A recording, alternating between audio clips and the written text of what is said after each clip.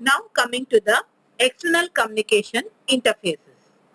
The external communication interface, it refers to the different communication channels or buses that are used by the embedded system in order to communicate with the external world. Communication with the external world is carried out by the embedded system through the external communication interfaces. And we have various external communication interfaces. RS-232C, RS-485, Universal Serial Bus, IEEE 1394, infrared, Bluetooth, Wi-Fi, Zigbee, and GPRS, that is General Packet Radio Service. Each of this in detail you are going to study. RS-232C and RS-485. See, we have an interfacing standard called RS-232. It was set by the Electronics Industries Association in 1960. And in 1963, it was called as RS-232A, then RS-232B and RS-232C. All these were issued between 1965 and 1969 respectively. RS-232 is the most widely used serial I/O interfacing standard. This standard is basically used in PC and numerous types of equipment. However, since standard was set long before the advent of TTL logic family, its input and output voltage levels are not TTL compatible. In RS-232, a logical 1 is represented by -3 volts to -25 volt, while a 0 bit is +3 volt to +25 volt. This will make -3 volts to +3 volts as undefined.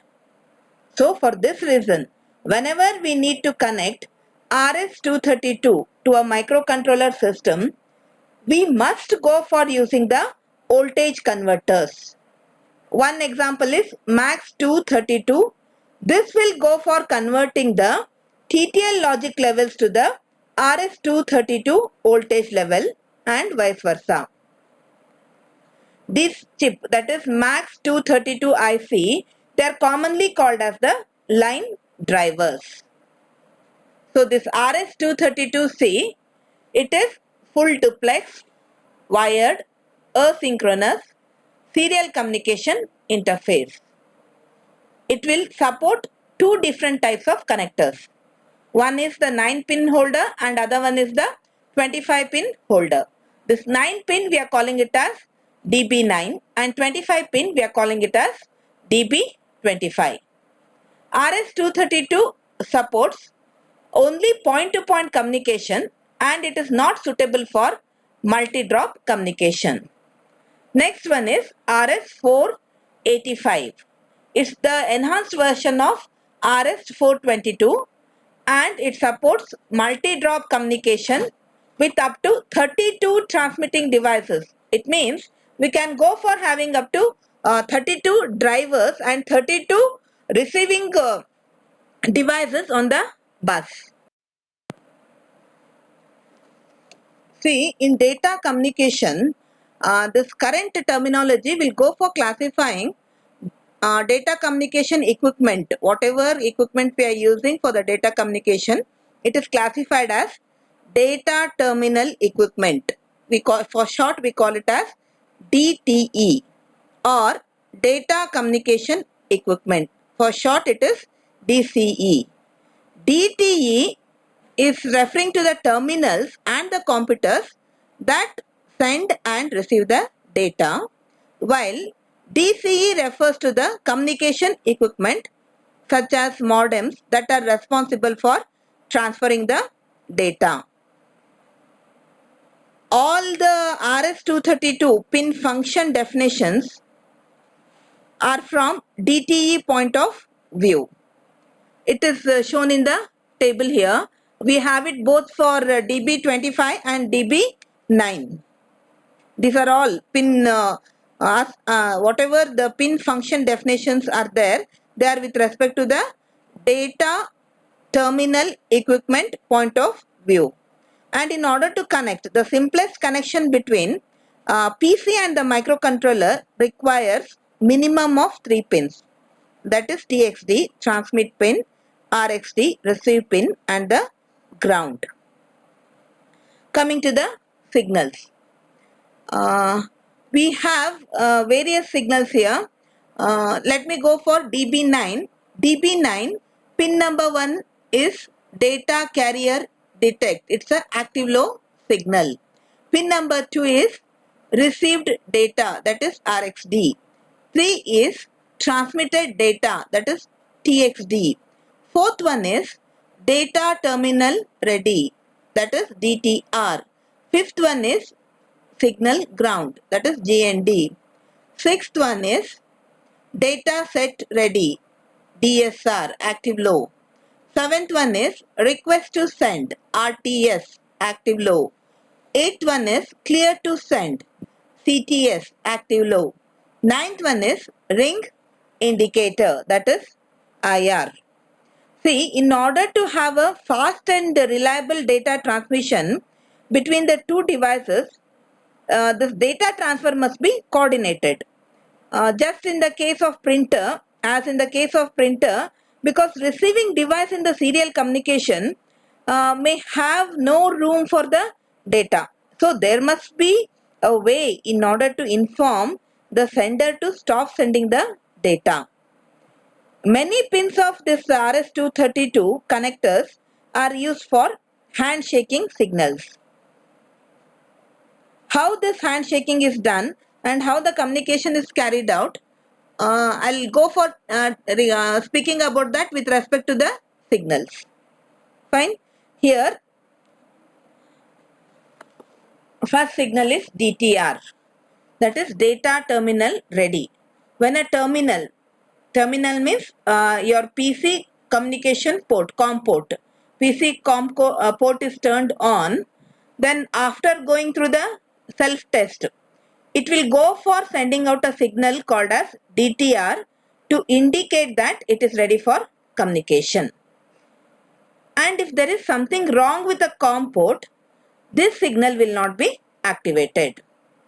This is an active low signal and it can be used to inform the modem that the computer is alive and kicking.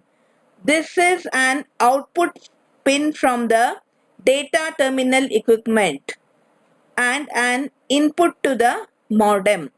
Data terminal equipment here is PC COM port. Next one is DSR signal, that is data set ready.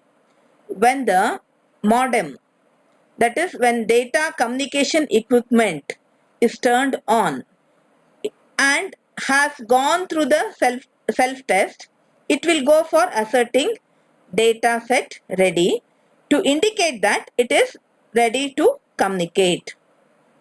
Thus, it is an output from modem and input to the PC.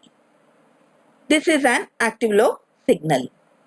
If for any reason modem cannot make a connection to the telephone, this signal remains inactive, indicating to the PC that it cannot accept or send data. Third signal is request to send, that is RTS. When the DTE device, that is PC, has a byte to transmit, it will go for asserting request to send, that is RTS signal to the modem that it has a byte of data to transmit. RTS is an active low output from data terminal equipment and is an input to the modem, that is output from PC, input to the modem. Next signal is CTS, that is clear to send. In response to the RTS, that is request to send, when the modem has room for storing the data it is supposed to receive, it sends out a signal called as CTS, that is clear to send, to the PC. This will indicate that it can receive the data now. This signal to the data terminal equipment, that is PC, is used by the data terminal equipment to start the transmission. So PC will go for starting the transmission when it gets a signal clear to send from the modem. Next signal is carrier detect or DCD, data carrier detect or carrier detect. The modem asserts a signal data carrier detect to inform data terminal equipment, that is PC, that a valid carrier has been detected and that contact between it and the other modem is established.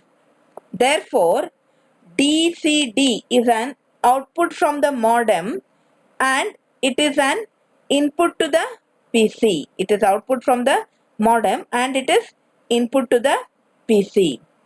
Next one is RI, that is ring indicator. An output from the modem, that is DCE, and an input to the PC. It indicates that the telephone is ringing. It will go on and off in synchronization with ringing sound. Of the 6 handshake signals, this is the least often used because modem take care of answering the the modems will go for taking care of answering the phone. However, if a PC is in charge of answering the phone, this signal can be used. So from this what we get to know here is PC and modem communication. We can go for putting it in this way. The signals DTR and DSR are used by the PC and modem respectively in order to indicate that they are active and well. Fine. It is this RTS and CTS that actually control the flow of data. When PC wants to send the data, it asserts RTS. And in response, if the modem is ready to accept the data, it sends back CTS. If there is no space in the modem, it does not activate CTS. And the PC will have to deassert DTR and it has to go for trying again. So it is RTS and CTS. These signals they are also referred to as hardware control flow signals.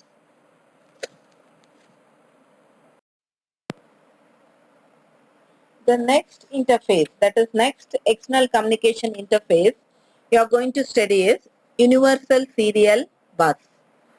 Universal Serial Bus, it is a wired high-speed serial bus for data communication.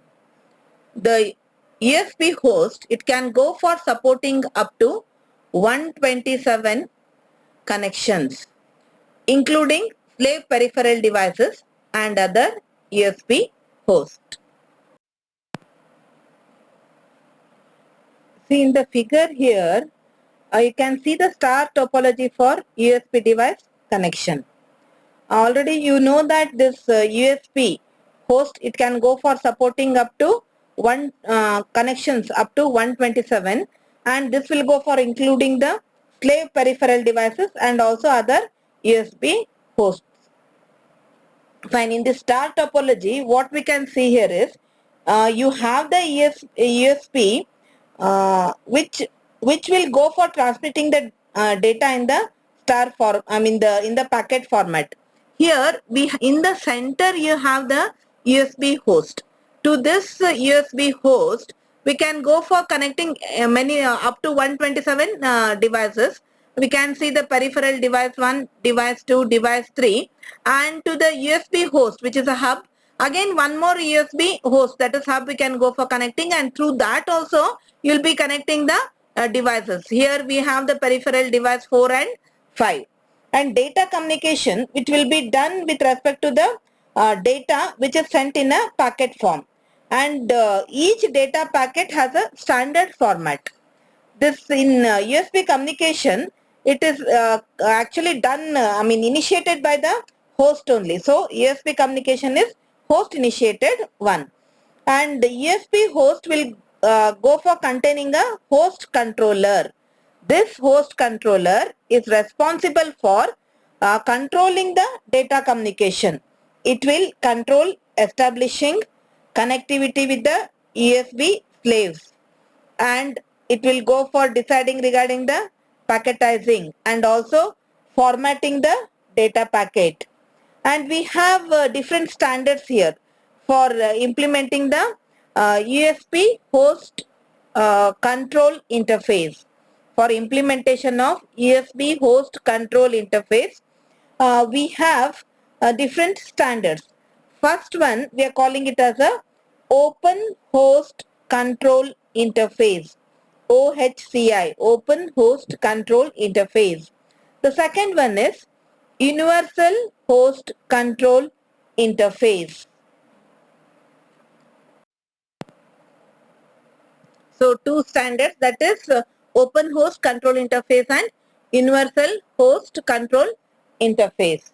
And this physical connection between USB peripheral device and the master device, it will be done with the USB cable only. And this USB cable with respect to ESP 2.0 specification, it will go for supporting a distance up to 5 meters.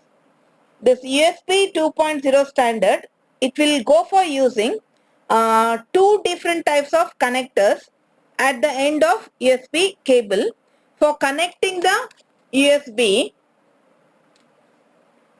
peripheral devices and the host device. One is type A connector.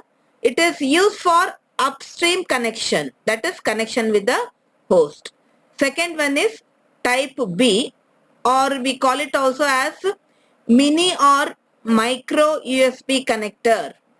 Type B, it is also called as mini or micro USB connector, and this is used for the downstream connection, that is connection with the slave device. This USB 2.0 connector, you can see it at the desktop PCs or for laptops. This example for type A is, it's an example for type A USB connector. Both type A and type B connectors, they have 4 pins for communication.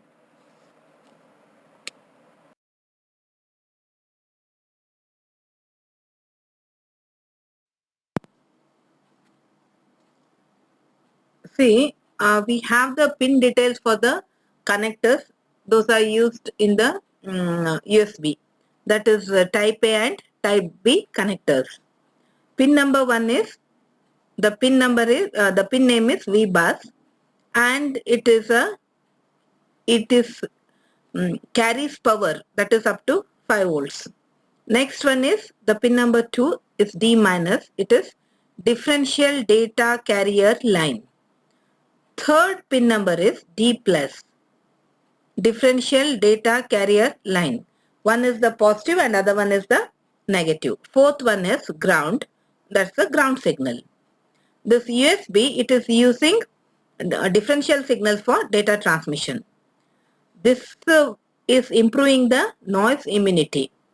USB interface, it has the ability to supply the power to the connecting devices.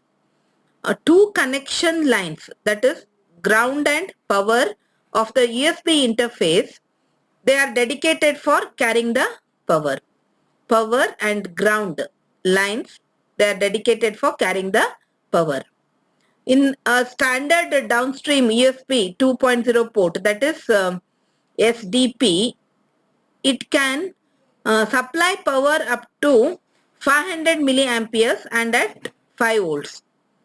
whereas charging downstream USB 2.0 port, that is CDP, it can supply power up to 1500 milliamperes at 5 volts. And this much power is sufficient to operate low power devices. And this mini and micro USB connectors, they are available for small form factor devices like portable media players and smartphones. And in the USB, it will have product ID and also the vendor ID. Product ID we call it as PID and vendor ID we call it as VID. This product ID and vendor ID, they are embedded into the USB chip by the USB device manufacturer only. So they will be engraved, they will be put into the USB chip by the USB device manufacturer only. This vendor ID for a given device, it is supplied by the USB Standards Forum. So it is USB Standards Forum which is responsible for supplying the vendor ID for the USB.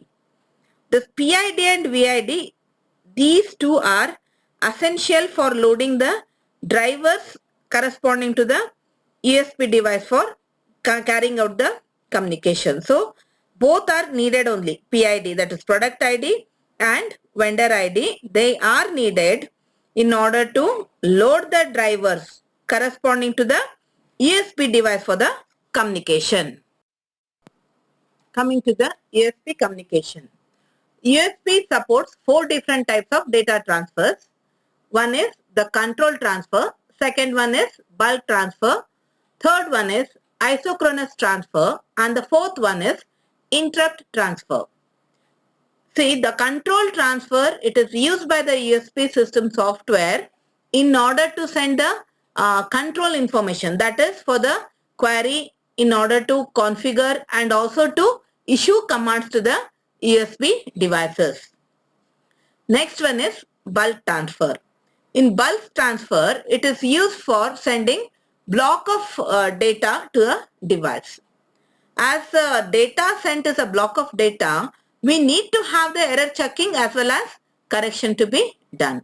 So this bulk transfer, it supports error checking and correction. One example here is transferring of the data to a printer. It's an example of bulk transfer. Next is the interrupt transfer.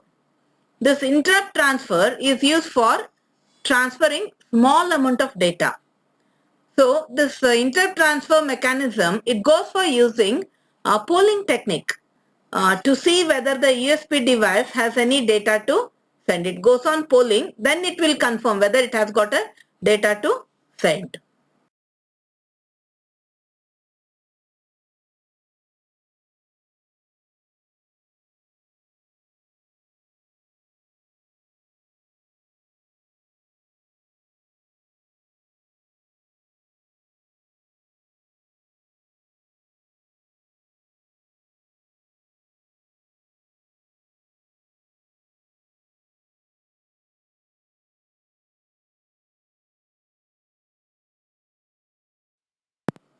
Next one is isochronous data transfer. This is actually used for real-time data communication. So as it is used for the real-time communication, the data transmitted here is in the stream form. It will be transmitted in a stream form, and it will, as it's a real time, it doesn't go for supporting error checking and retransmission of data if there is any transmission loss also. Examples are audio devices and the medical equipment which are used for the data collection. Next one is with respect to the interrupt transfer only. Here the frequency of polling with respect to the interrupt is determined by the USB device, and it will go for varying from 1 to 255 milliseconds. Frequency of polling, it is determined by the USB device only, and it varies from 1 to 255 milliseconds. The devices like mouse and keyboard, which will go for transmitting fewer amount of data, they go for using the interrupt transmission. Next one is IEEE 1394 Firewire. This IEEE 1394 Firewire, it's a wired isochronous high-speed serial communication bus. It is also known as High Performance Serial Bus, for short HPSP. This is popular communication interface in order to connect the embedded devices like digital camera, camcorders, scanners to the desktop computers in order for the data transfer as well as storage.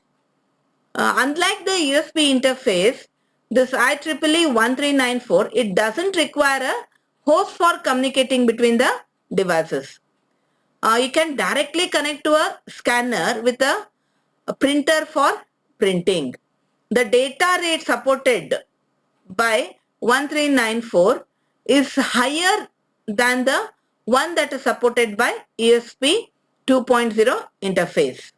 And this 1394 hardware implementation, it is costlier than the USB implementation. See, we have the pin details for the connectors. Those are used in the USB. That is type A and type B connectors. Pin number 1 is, the pin name is VBus, and it carries power, that is up to 5 volts. Next one is the pin number 2 is D minus. It is differential data carrier line. Third pin number is D plus, differential data carrier line. One is the positive and other one is the negative. Fourth one is ground. That's the ground signal. This USB, it is using differential signals for data transmission. This is improving the noise immunity. USB interface, it has the ability to supply the power to the connecting devices.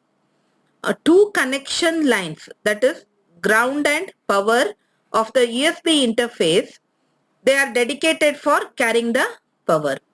Power and ground lines, they are dedicated for carrying the power.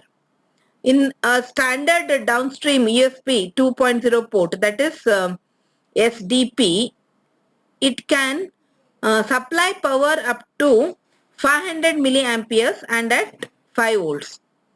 Whereas charging downstream USB 2.0 port, that is CDP, it can supply power up to 1500 milliamperes at 5 volts.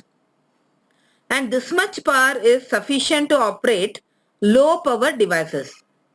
And this mini and micro USB connectors, they are available for small form factor devices like portable media players and smartphones.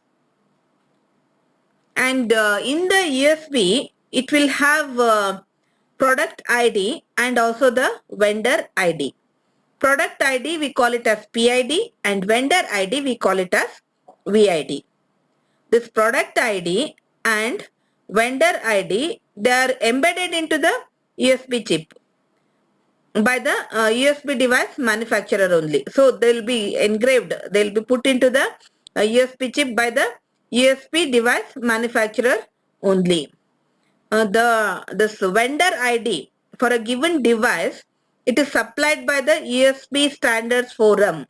So it is USB Standards Forum which is responsible for supplying the vendor ID for the USB.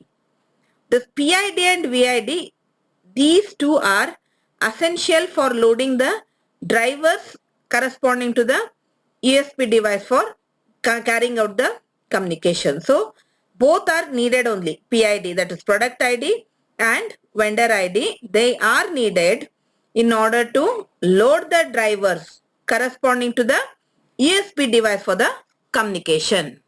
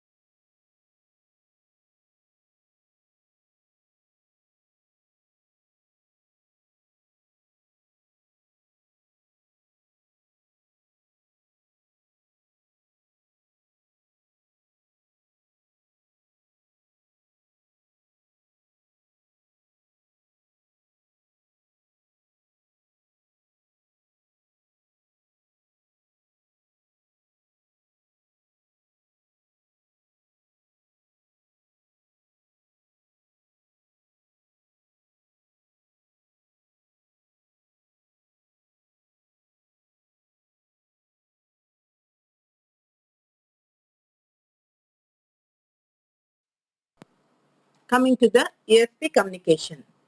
USB supports 4 different types of data transfers. One is the control transfer, second one is bulk transfer, third one is isochronous transfer, and the fourth one is interrupt transfer. See, the control transfer, it is used by the USB system software in order to send the control information, that is for the query, in order to configure and also to issue commands to the USB devices. Next one is bulk transfer. In bulk transfer, it is used for sending block of data to a device. As the data sent is a block of data, we need to have the error checking as well as correction to be done. So this bulk transfer, it supports error checking and correction. One example here is transferring of the data to a printer. It's an example of bulk transfer. Next is the interrupt transfer.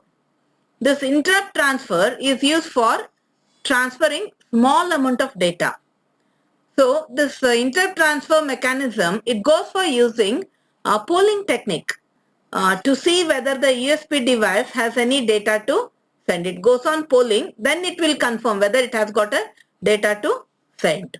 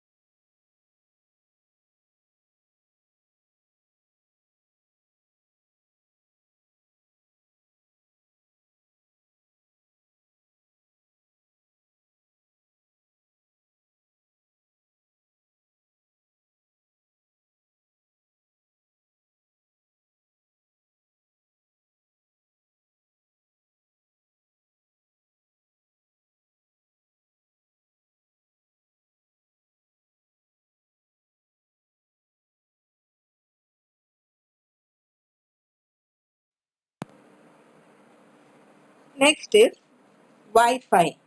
Wi-Fi stands for wireless fidelity, and it is the popular wireless communication technique for networked communication of devices. Wi-Fi follows the IEEE 802.11 standard, and Wi-Fi is used for network communication, and it supports internet protocol based communication. Here, it is essential to have a device identities in a multi-point communication to address specific devices for data communication. In an IP-based communication, each device will be identified by an IP address, and this IP address is unique to each device on the network. This Wi-Fi based communication, it goes for requiring an intermediate agent called Wi-Fi router or wireless access point in order to manage the communication. This Wi-Fi router is responsible for restricting the access to the network, then assigning the IP address to the devices on the network, then routing data packets to the devices on the network. So, job with respect to the Wi-Fi router is restricting the access to the network, assigning IP address to the devices on the network, then routing the data packets to the intended devices on the network. Wi-Fi enabled devices contain a wireless adapter for transmitting as well as receiving the data in the form of radio signals through an antenna. The hardware part is known as Wi-Fi radio. Wi-Fi operates at 2.4 GHz or 5 GHz of radio spectrum, and they coexist with other ISM band like Bluetooth.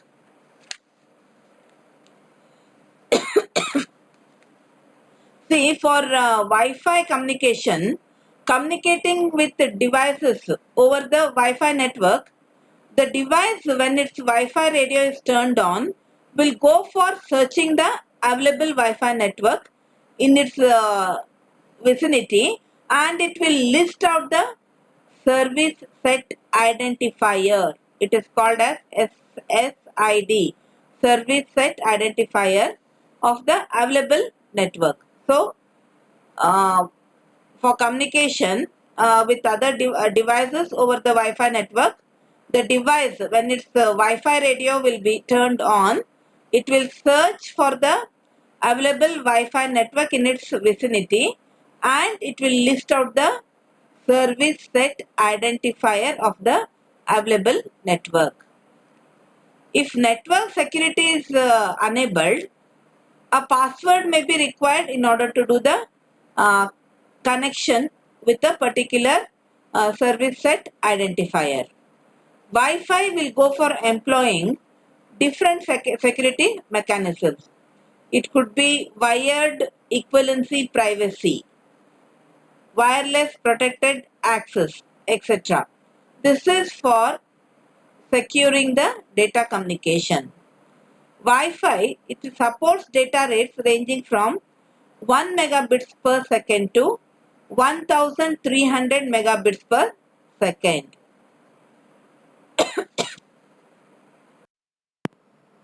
Now coming to the external communication interfaces. The external communication interface, it refers to the different communication channels or buses that are used by the embedded system in order to communicate with the external world. Communication with the external world is carried out by the embedded system through the external communication interfaces. And we have various external communication interfaces. RS-232C, RS-485, Universal Serial Bus, IEEE 1394, infrared, Bluetooth, Wi-Fi, Zigbee, and GPRS, that is General Packet Radio Service. Each of this in detail you are going to study.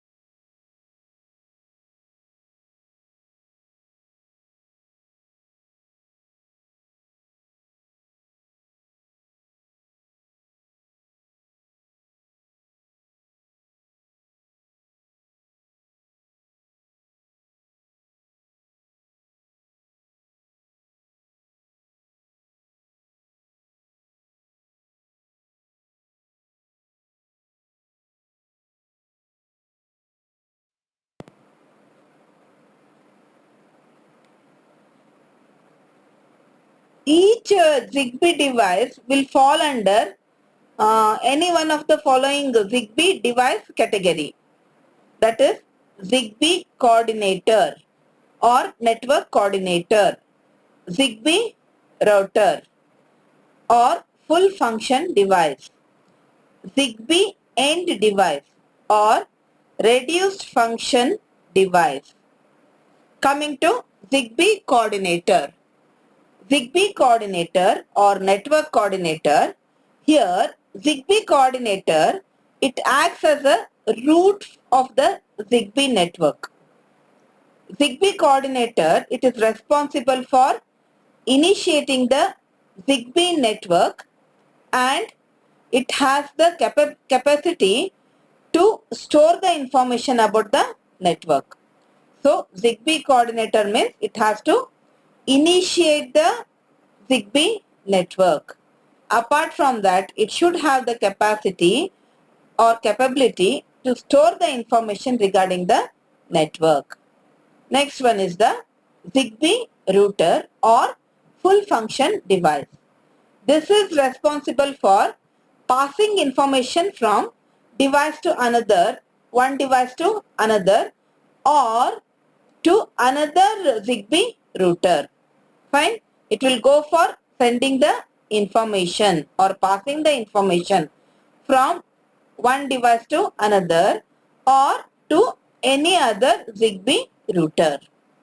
Next one is the Zigbee end device or reduced function device. End device containing the Zigbee functionality for data communication. It can talk only with the Zigbee router or Zigbee coordinator. It doesn't have the capacity to act as a mediator for transferring data from one device to another. So it can have communication only with a Zigbee router or Zigbee coordinator. But it doesn't have any capability to act as a mediator for transferring data from one device to another. See, Zigbee, it is primarily targeted for application areas like home and industrial automation, energy management, home control or security, medical or patient tracking, logistic and asset tracking, and sensor networks and active RFID, automatic meter reading, smoke detectors, wireless telemetry, heating control, lighting control, environmental control. These are some of the examples or applications which can make use of the Zigbee technology.